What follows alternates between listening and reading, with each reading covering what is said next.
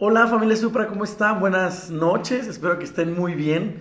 Hoy es 26 de marzo y bueno, nos toca la lectura del día de hoy de la Biblia. Recordarles que vamos a leer la Biblia todo el año, espero que no claudiquemos, que sigamos adelante, que sigamos creyendo en todo esto porque creo que Dios está con nosotros y va a ser de mucha bendición cuando terminemos de leer toda la Biblia completa. Ahorita estamos en nuestro séptimo libro de la Biblia, que es Jueces. Y traigo una lectura bastante interesante porque el día de ayer leímos acerca de Sansón. Y de hecho en el libro de Jueces, ahorita lo vamos a leer, en varias ocasiones menciona esta parte de el Espíritu Santo vino sobre de o vino a tal persona, ¿no? Y vamos a ver qué quiere decir eso, ¿no? Dice así, el Espíritu de Yahvé, se llama así la lectura. Dice la expresión, el Espíritu de Jehová o de Yahvé aparece frecuentemente en el libro de Jueces. Sin embargo, dicha expresión y su correspondiente hebreo presentan algunas dificultades, dice aquí el autor. El Espíritu de Yahvé tenía muchas funciones en el Antiguo Testamento, una de las cuales era fortalecer a las personas.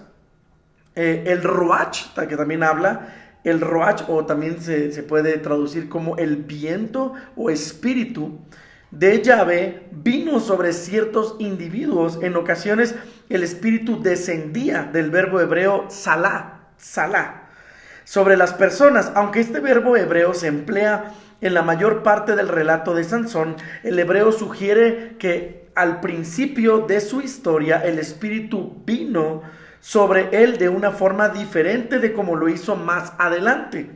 Cuando el relato presenta por primera vez a Sansón y el papel del espíritu dentro de él, emplea el verbo pa'am, que literalmente significa golpe violento. Así describe la forma en que entró el espíritu de Dios a Sansón, como pa'am o viento violento.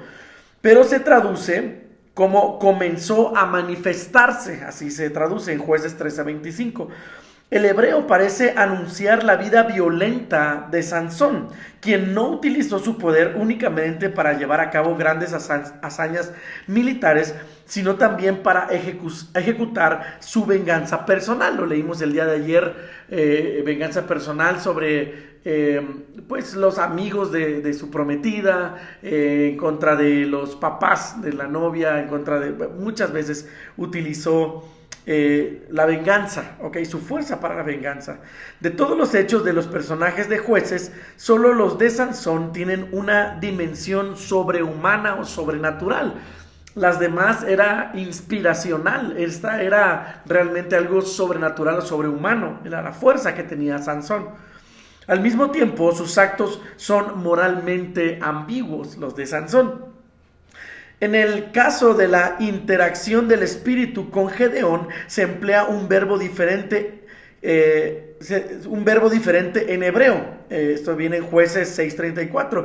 La traducción al castellano sugiere que el espíritu vino a reposar sobre Gedeón como una fuerza externa. Sin embargo, en hebreo el verbo lavash, traducido como vino, también significa vestir. En Gedeón también se puede traducir así, como lo vistió el espíritu. Una traducción más literal es: el espíritu de Jehová se puso sobre Gedeón, como si este fuese una prenda de vestir. Esa es la traducción en hebreo, increíble.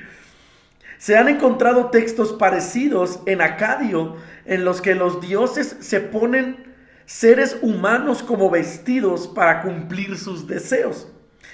Esta diferencia sutil en el uso del verbo indica que el espíritu utilizó a Gedeón desde su interior en lugar de venir sobre él como una fuerza externa. En Gedeón vino de adentro hacia afuera, y en Sansón es una fuerza externa que vino sobre él. Esa es la gran diferencia.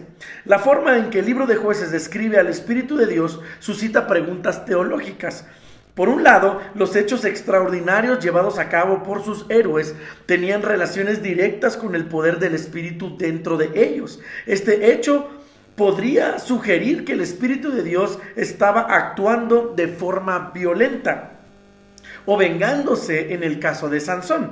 Por el contrario, los personajes de Jueces cargaron con la responsabilidad personal de sus actos y sus fracasos. Los fracasos de Sansón lo dejaron ciego en Gaza y no fue capaz de llevar una paz una paz duradera a su propia tribu, mucho menos a Israel. Aunque los personajes de Jueces tenían el Espíritu de Dios, un propósito del libro es mostrar el deterioro del liderazgo carismático en Israel. Es casi como si se estuviera decidiendo que incluso con el Espíritu de Dios, los líderes de Israel estaban derrumbándose y era el momento que el nuevo sistema que seguiría al periodo de los jueces, la monarquía. El don del Espíritu de Dios desde el interior, desde el exterior o con violencia era quizás solo un don que podía utilizarse de buena o de mala manera, ¿no? Qué increíble lectura, o sea, habla de que el Espíritu de Dios efectivamente pues estaba en cada uno de estos jueces o líderes, ¿no? Que se traduce esta palabra, pero que también se podía utilizar para mal y también para bien. El punto, yo creo que lo que engloba toda esta parte de Jueces es que trata de explicar que aún con el Espíritu de Dios había un deterioro en el liderazgo. Ahora, esto me recuerda una frase muy, muy famosa que creo que han escuchado por ahí y que a mí me gusta también. Dice que el hecho de que Dios te respalde no quiere decir que esté de acuerdo con lo que tú estás haciendo. Entonces podemos ver a hombres ungidos de Dios, y aún en lo personal también no quiero excluirme, puedes ver a hombres ungidos de Dios con el Espíritu de Dios, pero que no hacen las cosas correctas, porque al final eso no depende lo que Dios quiere hacer, ¿me explico? Entonces, aún con el Espíritu de Dios se pueden cometer errores, ¿no? Entonces, bueno, ese es un debate bastante interesante que espero un día podamos tener todos, ¿verdad? Pero bueno, hoy vamos a la lectura del día de hoy, es 26 de marzo, y continuamos con la historia de Sansón, y dice, Sansón va a Gaza. Capítulo 16. Dice, cierto día Sansón fue a la ciudad de Gaza, allí vio a una prostituta y entró a su casa para pasar la noche. Los de Gaza se enteraron de que Sansón estaba allí, así que rodearon el lugar y se pusieron a vigilar la entrada de la ciudad. Decidieron esperar toda la noche y matar a Sansón al amanecer. Pero él se levantó a la medianoche, fue hasta la entrada y arrancó el portón con todo y pilares y cerrojos. Cargó sobre sus hombros y se lo llevó a lo alto del cerro que está al frente de Hebrón. Sansón y Dalila. Después, Sansón se enamoró de una mujer llamada Dalila que vivía en el valle de Sorek. Los jefes filisteos le fueron a decir a ella, engaña a Sansón y averigua el secreto de su gran fuerza. Necesitamos saber cómo vencerlo y atarlo para mantenerlo bajo nuestro poder. Si logras averiguarlo, cada uno de nosotros te dará más de 1000 monedas de plata. Cuando Sansón fue a visitarla, Dalila le preguntó, ¿cuál es el secreto de tu gran fuerza? ¿Cómo se te puede atar sin que te liberes? Sansón le contestó, si me atan con 7 cuerdas nuevas de las más fuertes y resistentes, perderé mi gran fuerza y seré como cualquier otro hombre.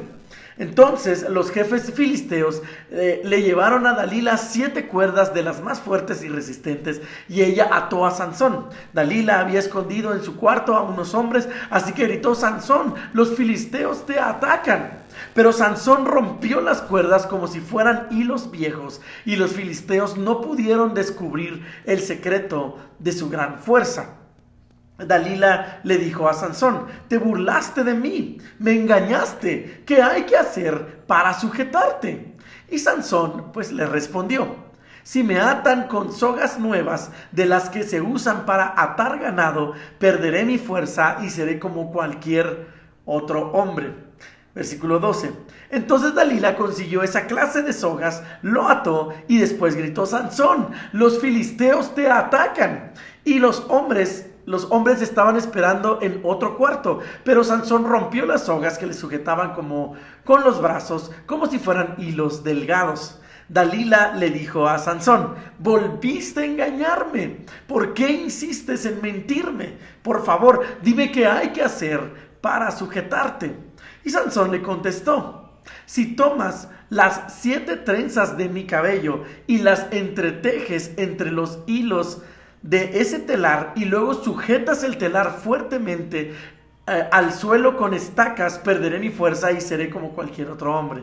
Cuando Sansón se durmió, Dalila entretejió las trenzas en el tejido del telar y sujetó el telar al suelo con las estacas. Luego gritó: Sansón, los filisteos te atacan.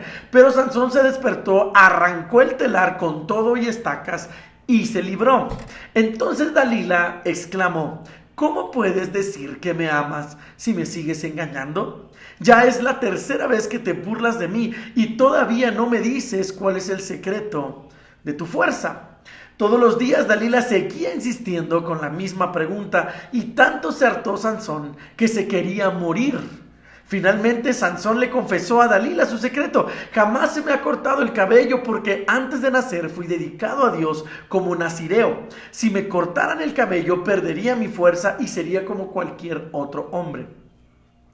Dalila comprendió que esta vez Sansón le había dicho la verdad y mandó este mensaje a los jefes filisteos: vengan acá otra vez porque ahora sí me ha dicho la verdad. Entonces los jefes filisteos volvieron con el dinero en la mano. Dalila hizo que Sansón se durmiera recostado en su falda y mandó llamar a un hombre para que le cortara las 7 trenzas. Después comenzó a maltratarlo y le gritó: Sansón, los filisteos te atacan. Sansón despertó pensando que iba a librarse como antes, pero no sabía que Dios ya lo había abandonado. Los filisteos lo sujetaron y le sacaron los ojos y luego lo llevaron a Gaza. Le pusieron cadenas de bronce y lo obligaron a trabajar en el molino de la cárcel. Pero con el tiempo su cabello comenzó a crecer de nuevo.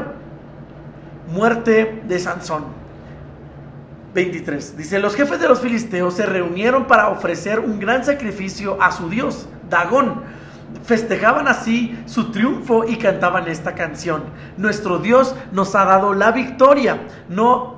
Hemos vencido a Sansón, nuestro enemigo. Estaban tan contentos que mandaron traer a Sansón para burlarse de él. Cuando lo trajeron de la cárcel, lo pusieron de pie entre 2 columnas y se divertían haciéndole burla. Al verlo, la gente alabó a su Dios y todos cantaban: Sansón destruyó nuestros campos y mató a miles de los nuestros, pero nuestro Dios nos ha dado la victoria. Hemos vencido a Sansón, nuestro enemigo. Al ver cómo se burlaban de él, Sansón le dijo al muchacho que lo guiaba: déjame tocar las columnas que sostienen el templo, quiero apoyarme en ellas. El templo estaba lleno de hombres y mujeres. Además de los jefes de los filisteos, había en la terraza unas 3,000 personas que se divertían viendo a Sansón. Entonces Sansón oró: Dios Todopoderoso, ayúdame solo una vez más. Los filisteos se han burlado de mí, sacándome los ojos. Te ruego que me des fuerza para vengarme de ellos. Dicho esto, Sansón apoyó sus 2 manos sobre las columnas centrales que sostenían el templo y gritó: que muera conmigo los filisteos. Luego empujó las columnas con todas sus fuerzas y el templo se vino abajo sobre los jefes filisteos y sobre todos los que allí estaban. Sansón mató a más personas al morir que las que había matado en toda su vida. Después vinieron los hermanos de Sansón con todos sus parientes a recoger su cuerpo. Lo enterraron en la tumba de Manoa, su padre, entre Sorá y Estaol. Sansón fue jefe de los israelitas durante 20 años. Las imágenes de Micaís. Había un hombre llamado Micaías que vivía en las montañas de Efraín. Un día le dijo a su madre: te oí maldecir al ladrón que te robó más de 1,000 monedas de plata, pero en realidad fui yo quien te las quitó. Aquí las tienes. Le devolvió las monedas de plata a su madre, quien le dijo: Dios te bendiga, hijo mío. Ahora aparta esta plata para Dios. Con ella voy a mandar a hacer una imagen de madera recubierta de plata y te la daré a ti.